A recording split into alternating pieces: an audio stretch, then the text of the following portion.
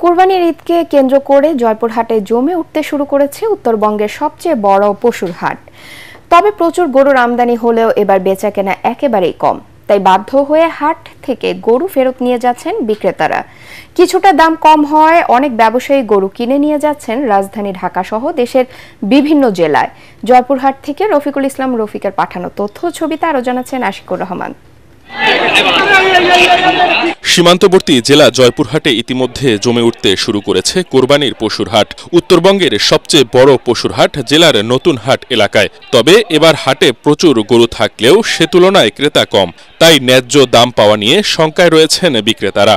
অন্যদিকে দাম কম পেয়ে খুশি ক্রেতারা। গরুর দামও কম, খুবই দাম কম। আজকে বাজারে পাটি নাই।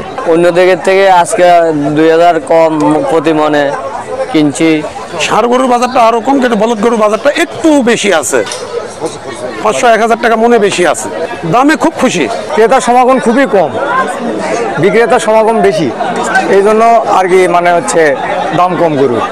এদিকে কোরবানির হাটকে ঘিরে সব ধরনের ব্যবস্থা নেওয়া হয়েছে বলে জানালেন হাট ইজারাদার। নিরাপত্তার জন্য পুলিশ বাহিনী, প্রশাসনিক ডিসিও প্রশাসন এবং আমাদের সিসি ক্যামেরা দ্বারা নিয়ন্ত্রণ করছি এবং আমাদের নিজস্ব পাহারাদার দ্বারা আমরা দেখভাল করছি। হাটে পশু চিকিৎসা সহ সব ধরনের পরামর্শ ও সহযোগিতা করার আশ্বাস দিলেন এই প্রাণী সম্পদ কর্মকর্তা।